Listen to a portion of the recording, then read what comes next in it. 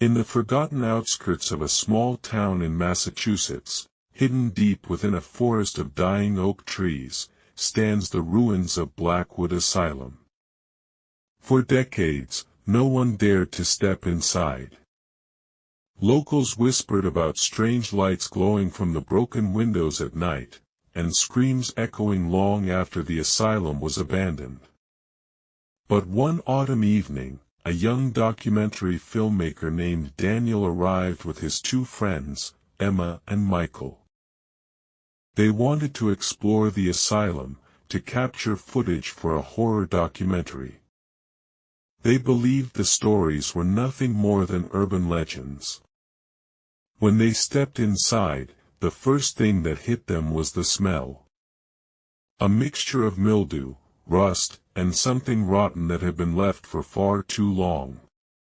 The hallways stretched endlessly, lined with peeling paint and doors that led to patient cells.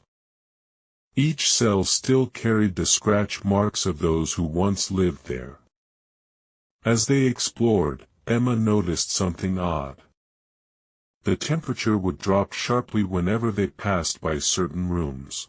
One door in particular had deep claw-like gouges, as if someone, or something, tried desperately to get out. Daniel, holding the camera, whispered, "Imagine the patients locked in here. No wonder they lost their minds."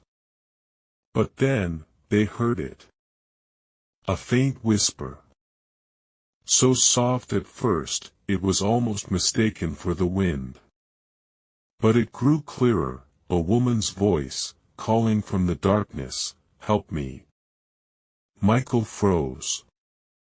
His flashlight flickered. The three of them looked at each other, realizing none of them had spoken. They followed the sound down a corridor that led to the asylum's basement. Every step down the creaking stairs felt heavier, as if the building itself wanted to swallow them whole. At the bottom, they found old medical equipment covered in dust. Rusted wheelchairs. Surgical tables with leather straps. And in the far corner, a small iron door. The voice came again, louder this time. "Help me, please."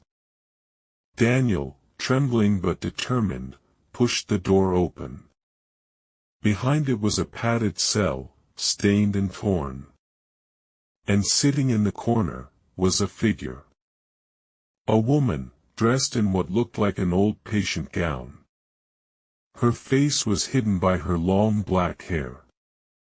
She whispered again, "Help me." Her voice was cracked, broken, yet hauntingly clear. Emma gasped, stepping forward. But the moment she reached out, the woman's head snapped upward, revealing hollow, blackened eyes and a mouth that stretched too wide. The lights went out. Screams filled the darkness. When the camera's night vision clicked on, Daniel saw her standing not just in the cell, but now right in front of them.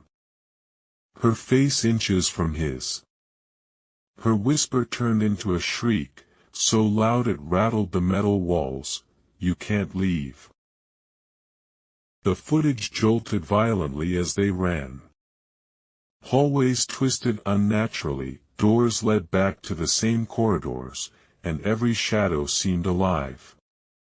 Michael tripped, falling hard. When Daniel turned the camera toward him, Michael was gone. Just gone. No sound, no trace. Emma screamed his name, but her voice was drowned by laughter echoing through the asylum. Not just one voice, dozens, hundreds, all around them. The laughter of the forgotten patients.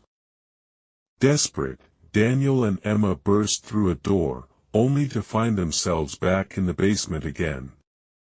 The woman was waiting. This time, her arms stretched unnaturally long, her fingers like claws scraping the floor. The whispers returned, layered voices merging into one unholy chorus, "Stay with us, forever." The last thing the camera captured was Emma being pulled into the darkness by unseen hands. Her screams fading into silence. And then, the footage ended. Weeks later, police found Daniel's camera lying outside the asylum gates. There was no sign of Daniel, Emma, or Michael. Only the recording remained, a chilling reminder of what lurks inside Blackwood Asylum, waiting for the next soul foolish enough to enter.